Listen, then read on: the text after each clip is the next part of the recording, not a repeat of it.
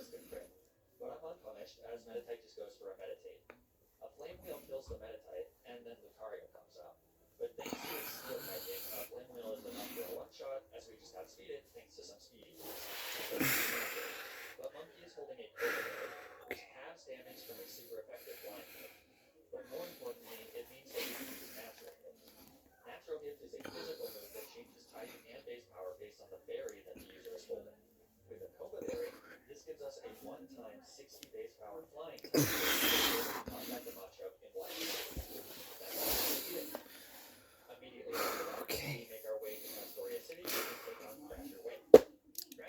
Sit-ups.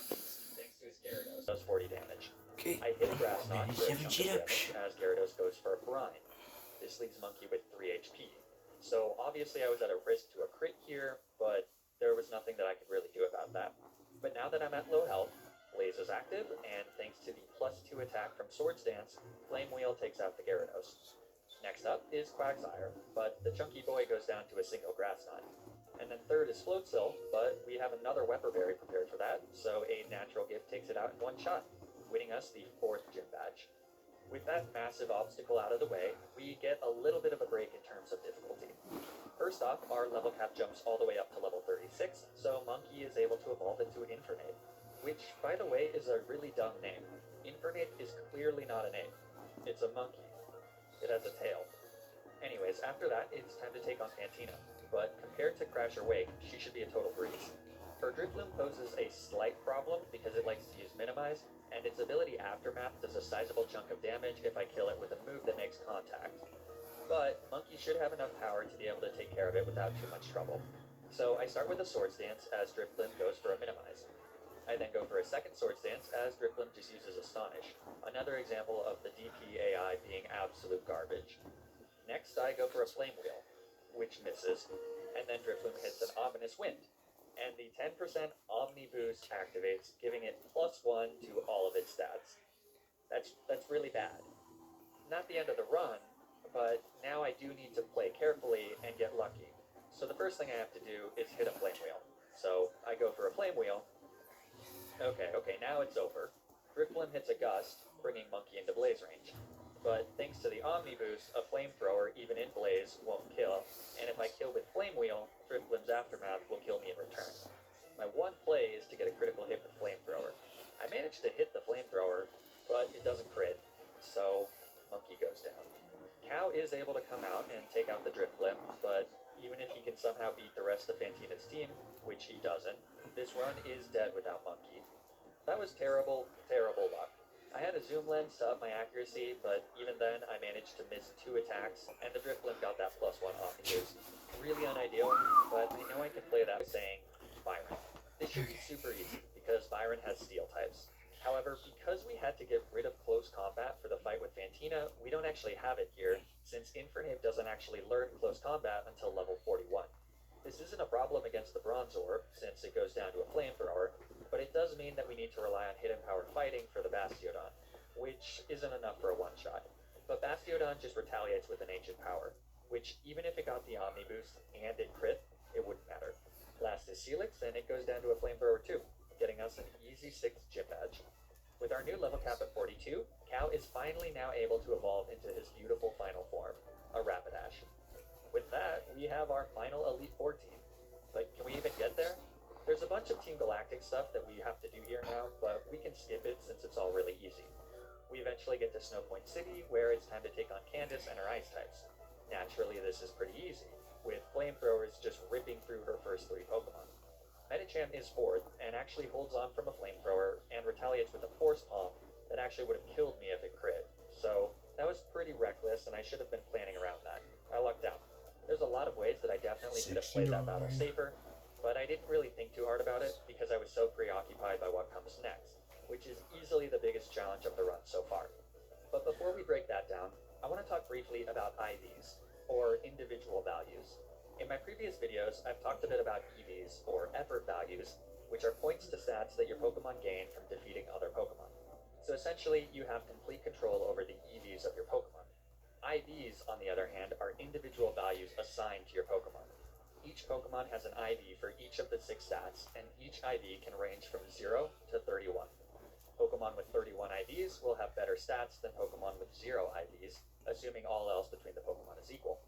So basically, certain Pokemon are just inherently better than others.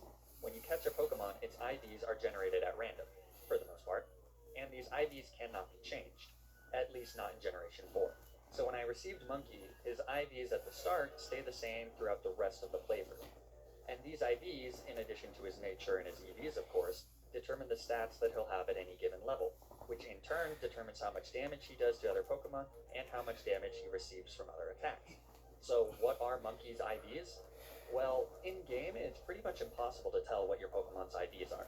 If you monitor your EVs, you can use online IV calculators to get a good estimate based on the stats at any given level, but we can actually just check the exact IVs and EVs of any Pokemon using PK Hex.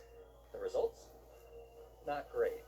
While Monkey does have a 30 special attack IV, which is great, and his defenses are average to good, his 3 remaining stats are pretty piss poor. Most notably, and most importantly, he has an attack IV of 2, which is really, truly terrible. Now for the most part, even during challenge runs, mediocre IVs aren't a huge deal. It's really only in fringe cases where this actually makes a significant difference, so generally, you don't really need to worry too much about IVs during a Nuzlocke. But in a run where there's only 2 Pokemon to tackle every single problem that you face, fringe cases are a lot more common. And our next challenge just so happens to be